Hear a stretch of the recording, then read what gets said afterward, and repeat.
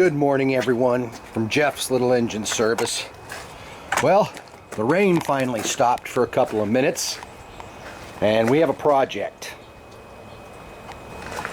I haven't been able to make many videos because I had carpal tunnel surgery on my hand, which is good.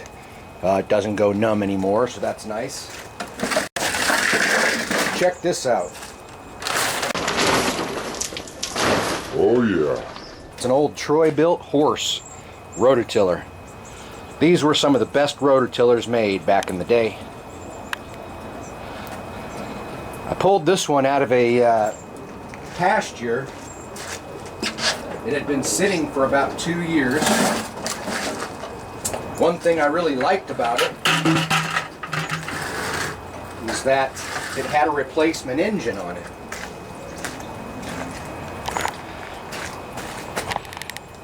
It has this big old Briggs and Stratton 1350 Intek in it. And I think this is like a 11 or 12 horsepower engine. Normally these rototillers came with like a 6 horsepower, I think. So we're way overpowered here. And this is a pretty cool engine. I'm going to get it running and probably take this one off and put a more appropriate engine on it and try to sell it. And then figure out what to do with this beast. But in the meantime, we need to figure out how to get this one running. Like I said, it's been sitting in a pasture for about 2 years. I've already cleaned it all up. We don't have any fuel in the tank. We do have some stink bugs living inside the gas cap here. Have to get those little suckers out.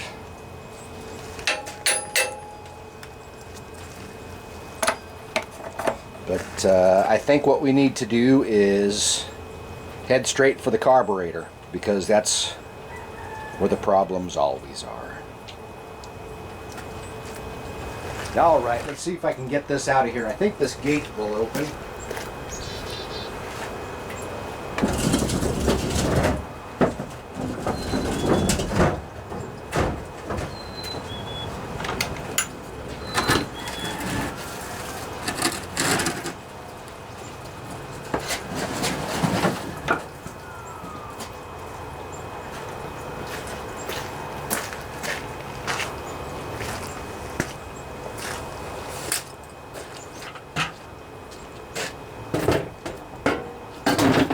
Garbage everywhere. Alright, let's see what we can do with this beast.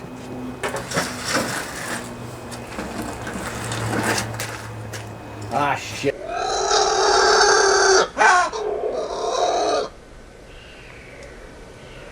Ah, crap. Tire's coming off. Well, I'm gonna wrestle it out of here anyways. Bah!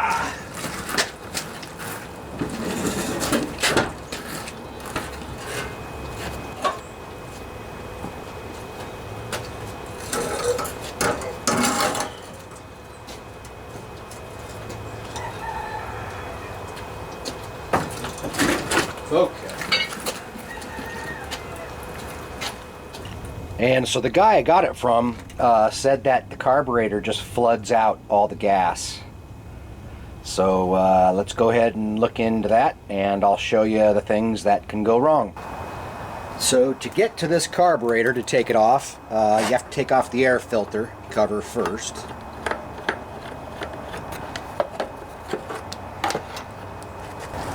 It's like we have some more stink bugs in there. Probably time for a new air filter. And this style of carburetor, unfortunately, you cannot just clean the float bowl while it's on the machine, or at least it's pretty hard to do that. So we're going to have to take this off and probably take the whole carburetor off to fix it properly. 10mm socket.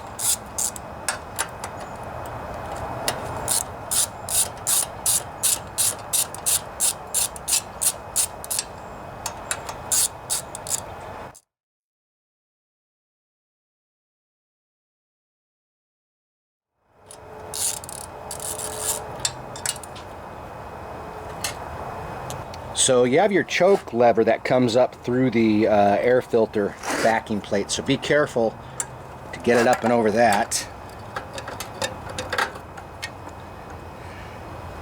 And I'm going to try not to break the gasket back there so I can reuse it.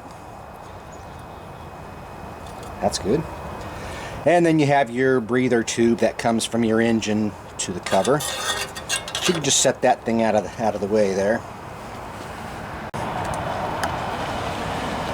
Now is a good time to check the fuel line. This fuel line still feels nice and soft like rubber, so I don't think I'll need to replace it.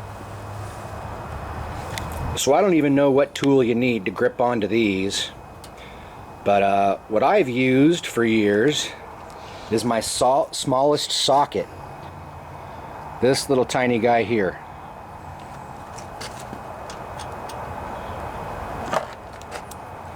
So you want to loosen these up.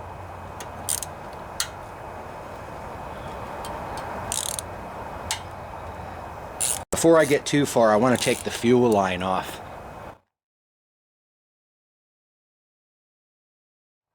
I have a pair of 90-degree needle nose pliers that I use that seem to work pretty well for taking off fuel lines. And if you give her a good wiggle here and work your way up, oh, there we go. Stick this out of the way.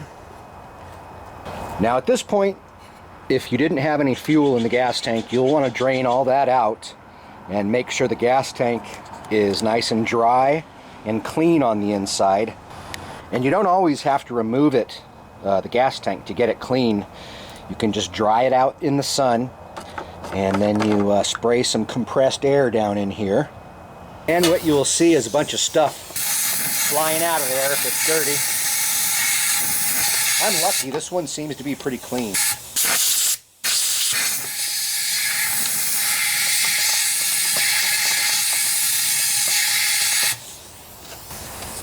That's a pretty good way to clean out the gas tank, unless your tank is really nasty and you have to remove it.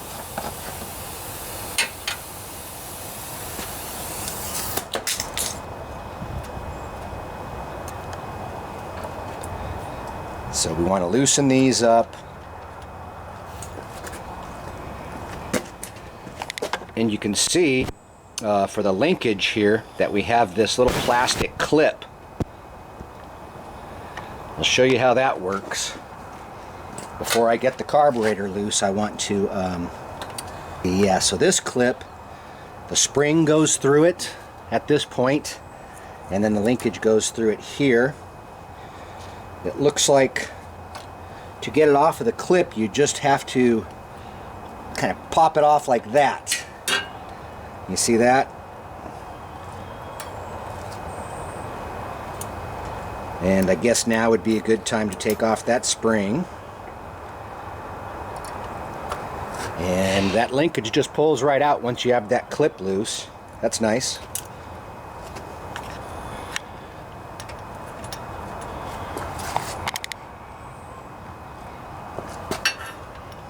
Alright, so be careful now because you're going to have some gaskets and this insulator spacer here that you don't want to fall and break on the concrete, because that can happen. Don't ask me how I know, but I know. I'm going to put this under here in case it happens to fall.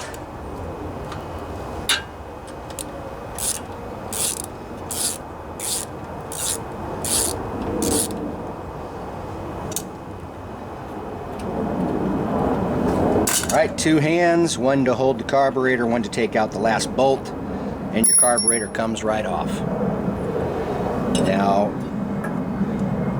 you can see the 2 gaskets here, and the insulator spacer stayed in place, and I'm okay with that.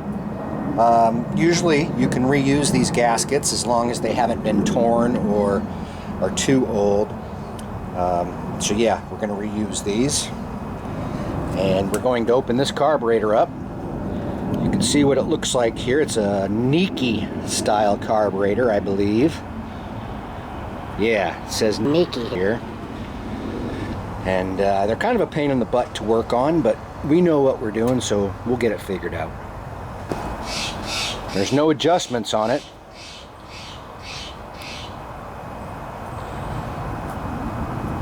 So let's go ahead and take off the float bowl.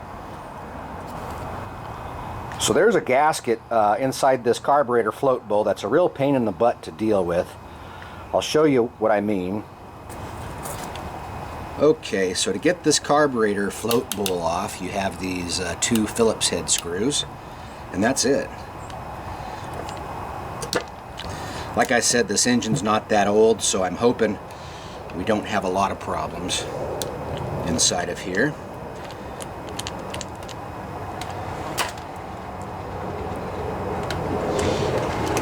Give her a little whack.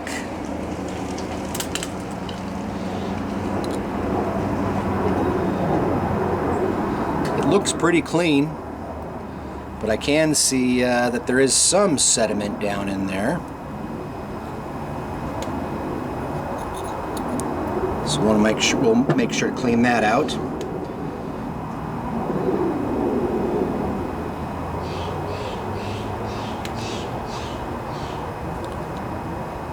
Let's go ahead and take out the float pin. And we'll take out the needle and float here.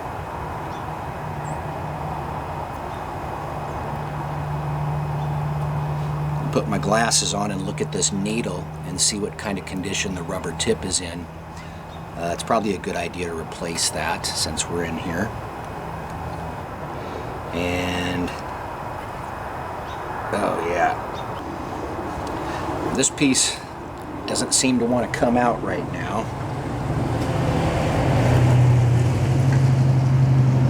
That's where your main jet is located, so you want to make sure that that hole's cleared out. We need to get this plastic piece off of here without breaking anything.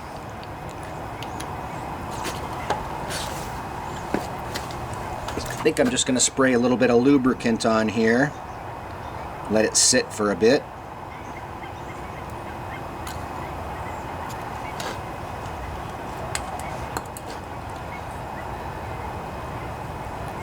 There it goes. So that's the pain in the butt gasket I'm talking about, that O-ring. You know, everything looks pretty clean inside this carburetor. You can see you have holes in your pickup tube here. You want to make sure they're all cleaned out, and the hole going up through the middle is cleaned out. But yeah, I'm not sure why the guy said he was having problems with this. You also have an O-ring right there in that little compartment. You want to make sure is in place. And you look up through the main jet hole, and you could see all the way through it. So you know it's clear. So I'm not going to mess with that either.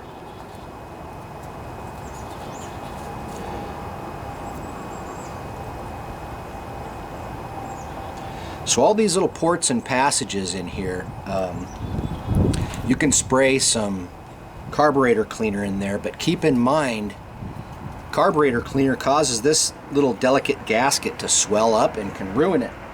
And it's a pain in the butt to get back in there, so I'm not going to mess with it too much.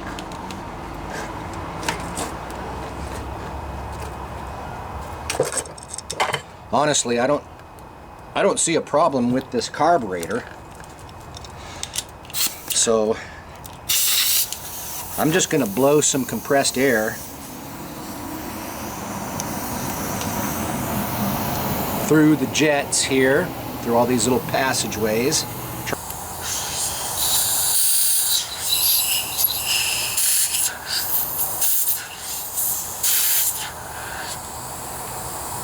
And then you have some holes here you want to make sure that are clear. In some cases you'll actually have to poke some wire down through these holes to clear them out, but this carburetor is clean, so I don't need to do that. But I will spray some carburetor cleaner in here, wipe that out thoroughly.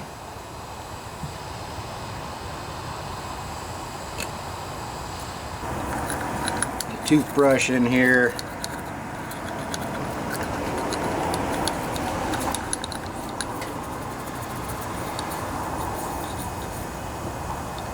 trying to avoid buying a new carburetor because these carburetors are like $100 or more to get a good Briggs and Stratton one.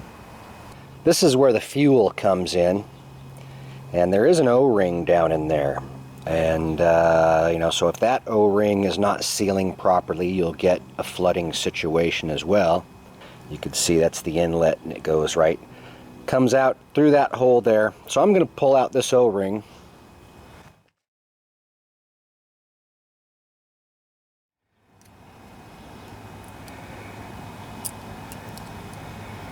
And I'm going to do a little investigating on this thing, see what it looks like.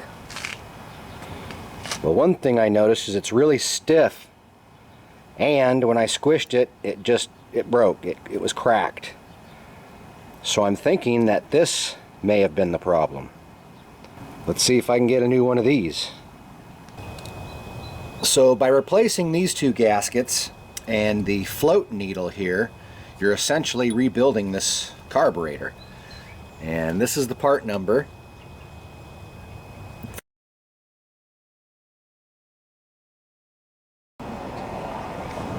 It comes with the little O-ring here and the bigger gasket. It's really tough to get this bigger gasket lined up perfectly here. Go ahead and peel this one off. This gasket I think was still good. It's still pliable and rubbery, but the O-ring that I took out was very brittle, and it just breaks when you mess with it, so I'm sure that's where the leak was coming from. It could have been seeping past this gasket, but I believe it was just this one. So this little O-ring one just kind of pokes down into place here. Make sure it's clean when you get it in there. And then this one goes on like, oops. And then this one goes on like so. I think I might line it up on this piece first.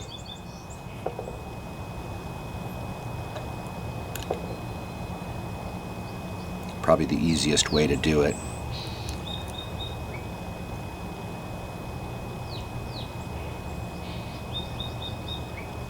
Alright, it looks like it's pretty much in place there. And I'm going to spray a little bit of WD-40 on this point here so it slides past that gasket good, or that O-ring rather. And just make sure not to knock any of this gasket out of place when you reassemble here.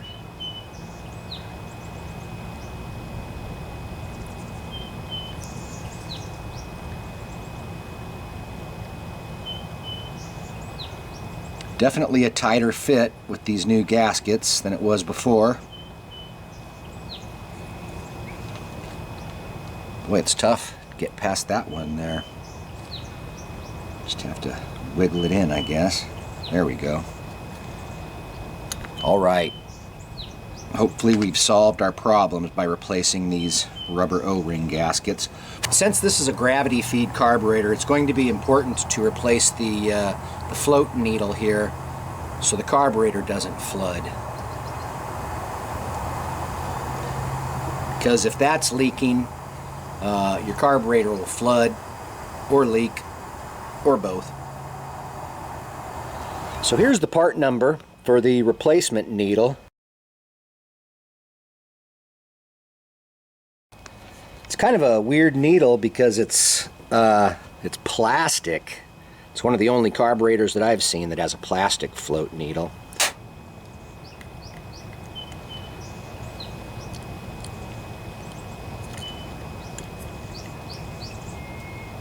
So on this style carburetor, pretty much the float valve, or these rubber O-rings are what would cause flooding.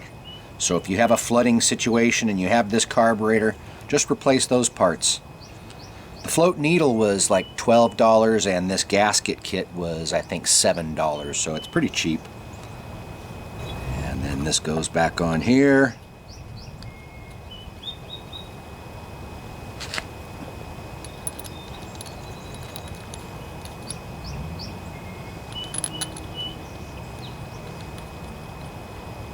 Well, I sure hope this fixes it. And you do kind of want to wiggle this together to make sure that it seats properly on that O-ring. It doesn't seem like it's seating properly, so I'm going to take these bolts back out and see if there's a way I can wiggle this into place. Well, let's just try tightening it down evenly on each side. Maybe that'll help get it into place here. I found that if you use a flat bladed screwdriver on these bolts, you can actually cinch it down a little better.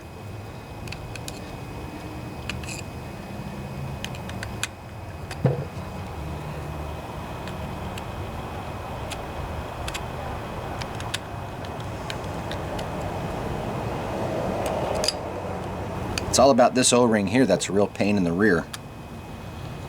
It's tough to get that thing into place. Looks like I still have to scrub off this throttle plate a little bit.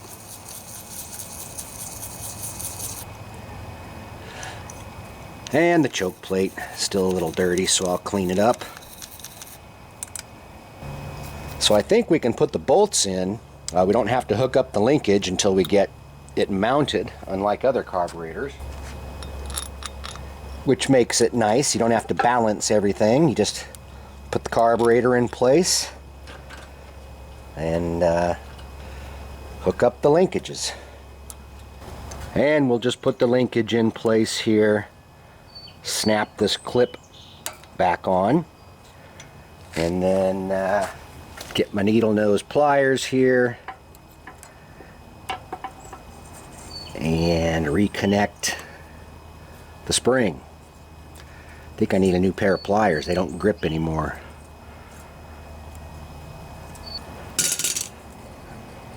Well, let's just try the old mitts here, see if I can get it in place. There we go. Alright. I'm not sure what the torque is on these, but you just want to get it tight enough to where you squish these gaskets, but not tight enough to where you strip it, right? So be careful, because you'd really be in a world of hurt if you strip these. And once again, I do both sides at the same time, kind of get them finger tight, and then cinch them down.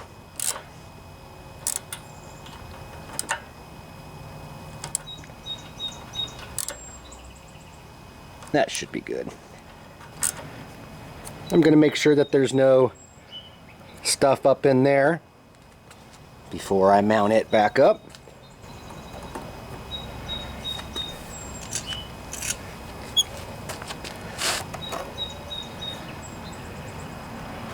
And I think before I put this stuff back on, I'm just going to go ahead and test it out. Why not?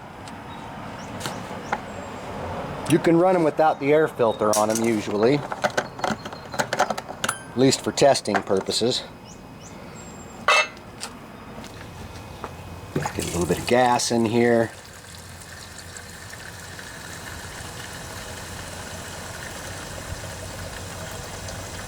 Non-ethanol gas is all I recommend these days, especially for your power equipment. That's good enough.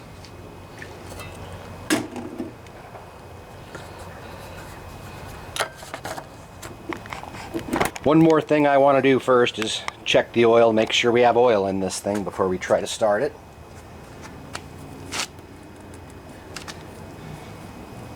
Oh boy.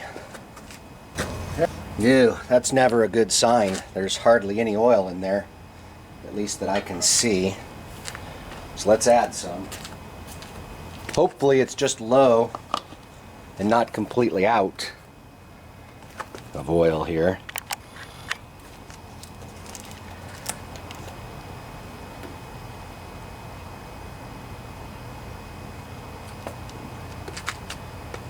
We put in about 6 ounces here and see where we're at.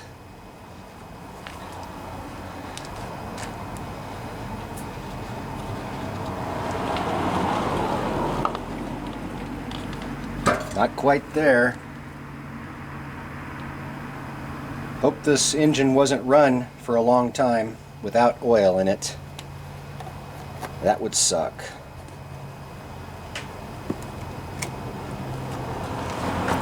Sometimes these folks will buy a new engine and not put oil in it. I've seen that more than once. Let's hope that's not what happened to this one.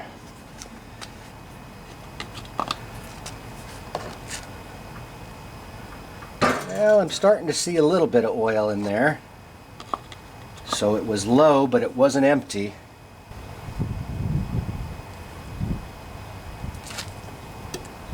And unfortunately, it was lower than I was hoping, but we'll see what happens here. Felt like it had compression when I pulled the rope.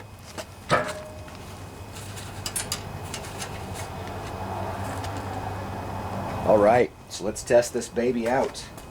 Let's make sure the choke is on here. Let's see what we have. Got the throttle about halfway. That's what we want.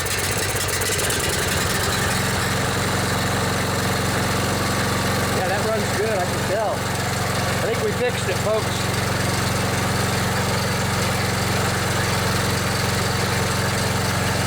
It's filling up my garage with smoke, so I'm going to move it back.